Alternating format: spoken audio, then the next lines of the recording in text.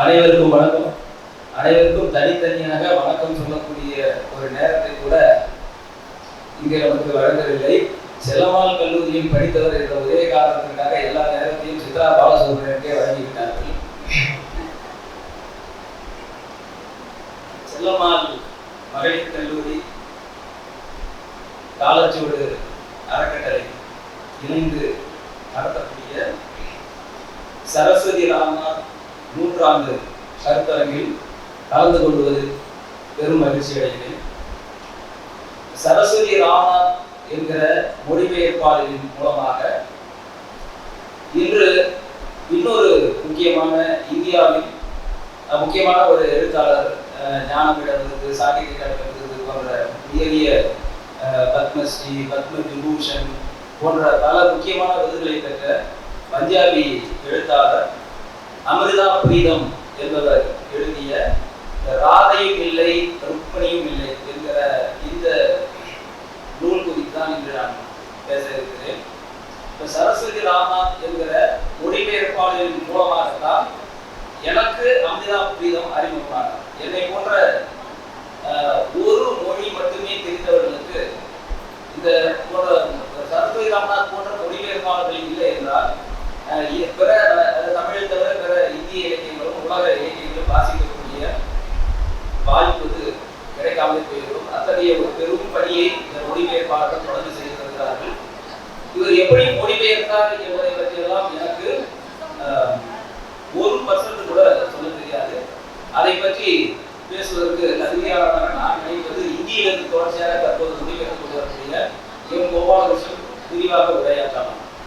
இப்ப நான் சரஸ்வதி ராமநாத் அவர்கள் மொழிபெயர்த்த ராதையும் இல்லை ருக்மணியும் இல்லை என்கிற ஒரு நாவலை பற்றி மட்டுமே என்னுடைய பேச்சில் எடுத்துக்கொள்கிறேன்.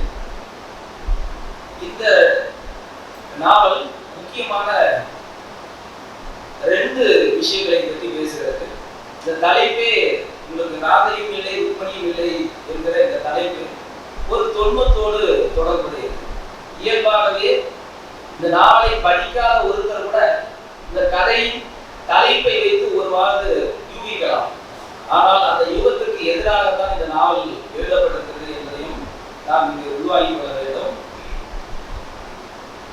இந்த நாவல் குறித்து ஒரு சிறிய கட்டுரையாக எழுதியிருக்கிறேன். இவர்கள் கொடுத்த நேரத்திற்குள் கட்டுரை வாசிப்பதுதான் சரியாக இருக்கும். இந்த அமிர்தா பிரீதம் தற்போதைய பாகிஸ்தானின் பஞ்சாப் மாநிலத்தில் உள்ள குஜ்ரன்வாலா என்கிற நகரத்தில் பிறந்தவர்.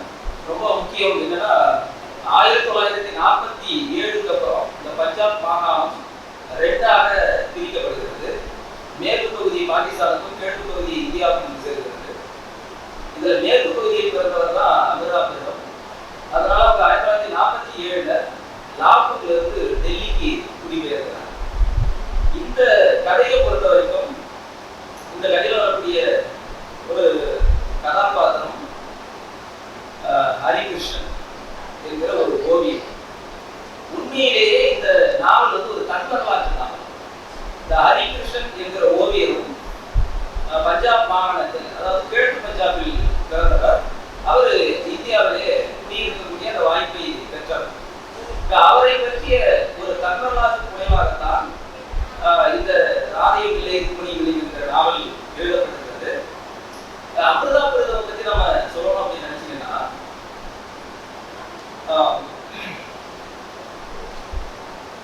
அதாவது 2005 அவங்க இறந்து போறாங்க.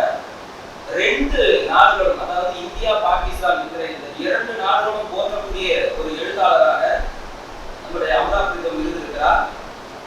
ஞானபீட 1983ல பஞ்சாப்ல இது வரைக்கும் 2 ஞானபீட தான் பஞ்சாபுக்கு கொடுக்கப்பட்டது, தமிழை போலவே. அதுல முதல் விருதை பஞ்சாப் மொழிக்கு பெற்று தந்தவர் இந்த அமிர்தா பிரீதம். அதே போல சாகித்ய அகாடமி விருது பெற்ற முதல் பெண் எழுத்தாளர் பஞ்சாப்ல அமிர்தா பிரீதம். அடுத்தது மாநிலங்களவை உறுப்பினராகவும் 1986லிருந்து 1992 வரைக்கும் இருந்திருக்கிறார். பல உயரிய விருதுகளை பெற்ற இந்தியாவின் மிக முக்கியமான ஒரு எழுத்தாளர். குறிப்பாக நமக்கு அண்டையாக இருக்கக்கூடிய பாகிஸ்தானும் போற்றக்கூடிய ஒரு எழுத்தாளராக இருப்பவர் இந்த அமிர்தா பிரீதம். இவர் இளம் வயதிலேயே தாயை இழந்தவர். அந்த இழப்பு தான் இவர் கவிதைகளின் பக்கம் திருப்பி இருக்கு.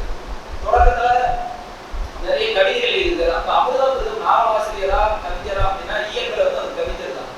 ஏன்னா அவருக்கு கிடைத்த உயரிய 2 விருதுகள், குறிப்பாக சாகித்ய அகாடமி, ஞானபீட விருது, 2மே அவருடைய கவிதை பங்களிப்புக்காக கொடுக்கப்பட்டிருக்கு. இப்ப 1947 நடந்த அந்த பிரிவினையின் காரணமாக தான் தன்னுடைய எழுத்து பாணியை இவர் மாற்றியிருக்கிறார். இவருடைய பெரும்பாலான படைப்புகள்ல இவரை பற்றி எழுதப்பட்ட 2 கட்டுரைகளை நான் வாசித்தேன். ஒன்று கட்டுரை எழுதியிருக்கிறார். அதுல கூட பார்த்தீங்கன்னா இவருடைய பிரிவினை குறித்து தொடர்ச்சியாக எழுதியிருப்பதை அவரும் கொண்டு காட்டார். அடுத்தது 3 தன்வரலாற்று நூல்களை எழுதியிருக்கிறார். இதுல குறிப்பா இன்னொரு விஷயம் என்னன்னா, இந்த ரசீதி டிக்கெட் அப்படிங்கிற ஒரு தன்வரலாற்று எழுதியிருக்கிறார். அதுல குஷ்வந்த் சிங் ஒரு தடவை சொல்லியிருக்கிறார், அவருடைய வாழ்க்கை வரலாறு என்பது அந்த ஸ்டாம்ப்ஸ், அதாவது ரெவென்யூ ஸ்டாம்ப் பின்னாடியே எழுத முடியும், அந்த அளவுக்கு ரொம்ப சின்னது அப்படின்னு ஒரு ரொம்ப கிண்டலாக சொல்லியிருக்காரு. அதனாலேயே ஒரு 3 தன்வரலாற்று நூல்களை பிற்காலத்தில் எழுதியதாக விமர்சகர்கள் குறிப்பிட்டிருக்கிறார்கள். இந்த நாவலை பொறுத்த வரைக்கும் என்ன அப்படின்னா, அமிர்தாமிருதம் நாகமணி அப்படின்னு ஒரு இதழ் நடத்திருக்கிறாங்க.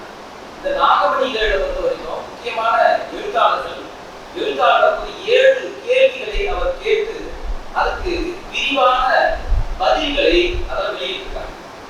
இந்த மாதிரி ஒரு கேள்வியை தான் இந்த நாவலுடைய கதாநாயகனான இந்த ஹரிகிருஷ்ணலால், இவர் ஒரு புகழ்பெற்ற ஒரு ஓவியர். இந்த ஓவியரிடம் ஒரு 7 கேள்விகள் கேட்கப்பட்டிருக்கு.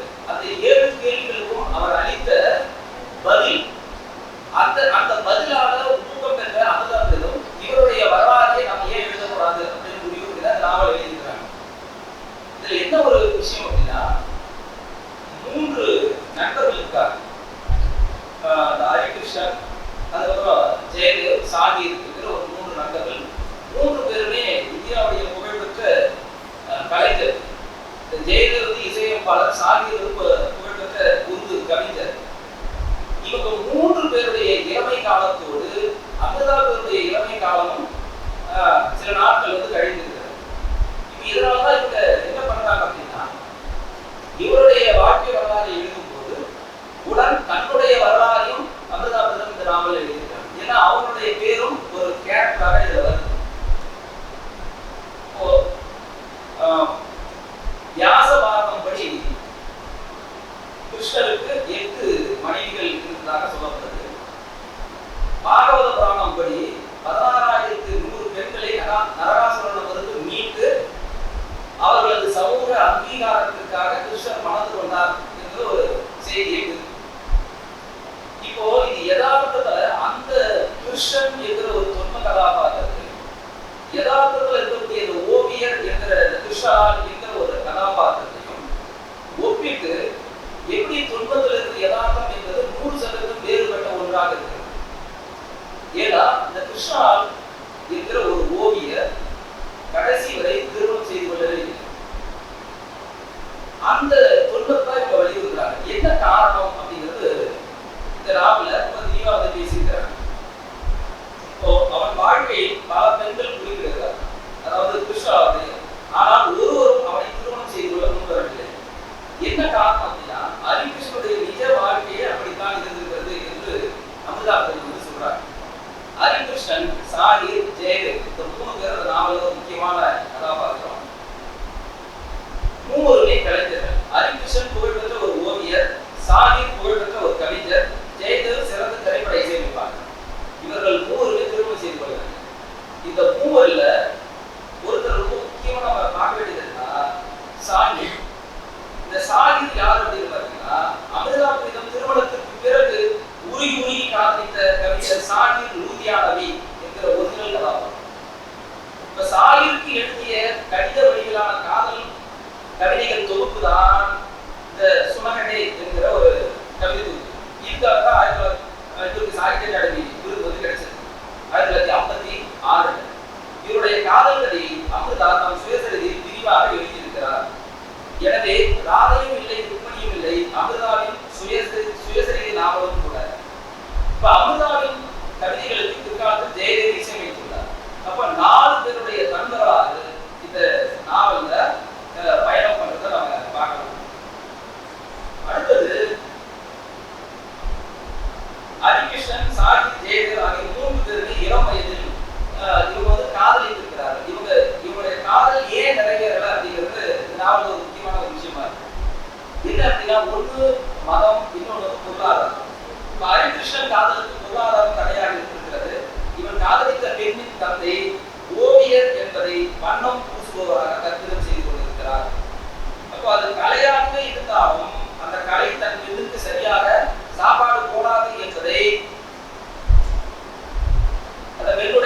கருத்தை சொல்றாரு.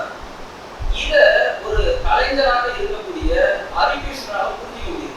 ஏன்னா அவரே ஒரு பேட்டியில சொல்றாரு என்னன்னா, ஒரு கலைஞன் தன் மனைவிக்கு வயிறார சாப்பாடு போடுவான் என்ற நம்பிக்கை பெண்ணை பெற்ற எந்த தாய் தந்தையருக்கும் உண்டாகவில்லை.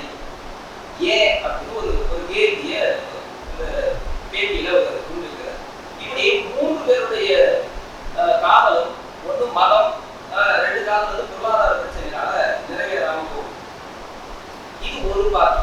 இது முழுக்க இந்த நாவல் நனவோட இருக்கிறதா எழுதப்பட்டது. 60 வருடங்களுக்கு முன்னாடி என்ன நடந்தது அப்படிங்கிற ஒரு சிறு சம்பவங்களின் மூலமாக இந்த ஹரிகிருஷ்ணன் என்பவர் நினைத்து பார்ப்பதாக தான் இதுல இந்த நாவல் முழுக்க பயணம் செய்யும். இதுல 2வது பகுதி என்ன அப்படின்னா, இந்திய பிரிவினை அமிர்தாபுரத்துடைய முக்கியமான பல படைப்புகள்ல இந்த இந்திய பிரிவினுடைய துயரமான நிகழ்வுகளை நம்ம பதிவு செய்யாம போனது என்ன அப்படின்னா, இதுல ஒரு கதாபாத்திரம் வருது. குலாம் முகமது அப்படிங்கிற ஒரு கதாபாத்திரம். இது உண்மையிலேயே தன்வரலாற்று நாவல் அப்படிங்கிறதுனால எல்லாமே உண்மை சம்பவங்களுடைய தொகுப்புதான். இது இந்த ஓவியருடைய எதிர்ப்புல செய்கின்ற ஒரு இஸ்லாமியர் குலாம் முகமது. இவருடைய இந்த பேர் தான் இந்த நாவல்ல குல்லு சித்தப்பா என்கிற ஒரு கதாபாத்திரமாக. அப்ப பிரிவினை எந்த மாதிரியான ஒரு பெரும் துயரங்களை இந்துக்களுக்கும் ஏற்படுத்தியது, இஸ்லாமியர்களுக்கும் ஏற்படுத்தி அப்படிங்கிற இந்த ஊர் கதாபாத்திரத்தை வச்சு நம்மளால புரிஞ்சுக்க முடியாது. இந்த நாவல் மொத்தமே 100 பக்கம் தான். இந்த 100 பக்கத்துக்குள்ள கலியுக கிருஷ்ணனுக்கும் யதார்த்தத்தினுடைய கிருஷ்ணனுக்கும் எவ்வளவு முரண்பாடுகள் இருக்கு அப்படிங்கிறத ஒரு பகுதியாகும்.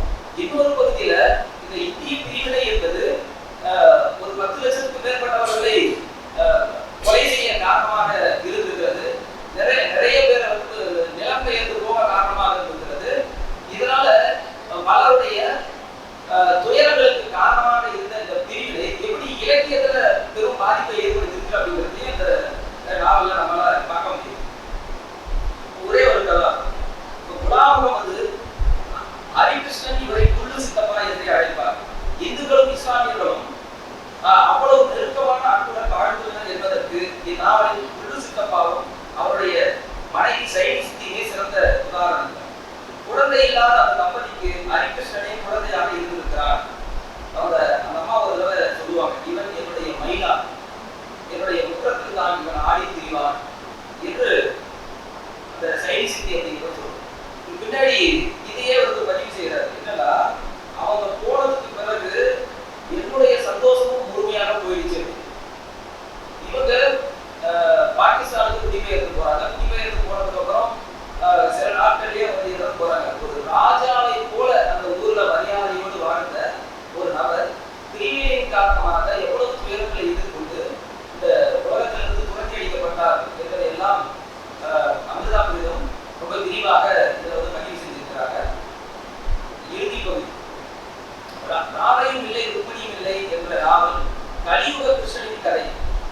பல பெண்களுடன் உறவு கொண்டாலும் இறுதியில் கலையே என்னுடைய ராதையும் ருக்மிணியும் என்பதை கிருஷ்ணன் உணர்ந்து கொள்வதுதான் இந்த நாவலின் மையம். கலை எல்லாவற்றையும் விட உயர்ந்தது. எல்லாவற்றையும் விட கலை உயர்ந்தது. ஹரிகிருஷ்ணன், சாகிர், ஜெயதேவ் ஆகிய 3 தங்களது கலைக்காக இல்லற வாழ்க்கையை தவறவிட்டனர். அமிர்தாபுரம் இவர்களோடு இணைந்து கொண்டார். இவருடைய வாழ்க்கை வரலாறும் ரொம்ப சுவாரஸ்யமானது. இந்த நாவலின் 4வது கதாபாத்திரம் இவர்தான். அமிர்தா தன்னை உள்ளடக்கிய இந்த புனைவை எழுதியிருக்கிறார். பால்யகால நண்பரும் ஓவியருமான ஹரிகிருஷ்ணனின் வாழ்க்கையை தான் அமிர்தா எழுத நினைத்தார். ஒரு கலைஞரின் இருப்பு இந்த சமூகத்தில் என்னவாக இருக்கிறது என்ற கேள்வியினூடாக இந்நாவல் தொடங்குகிறது. இடையில் ஹரிகிருஷ்ணனுடன் இந்திய பிரிவினை இணைந்து கொண்டு பிரதிக்கு வேறொரு முகத்தை கொடுக்கிறது. ஓவியனுக்கு இருத்தலுடன் அவர் வாழும் சமூகம் மனத்தின் காரணமாக இவ்வாறு துண்டாடப்பட்டது என்பதையும் இந்நாவல் வாசகர்களிடம் பகிர்ந்து கொள்கிறது.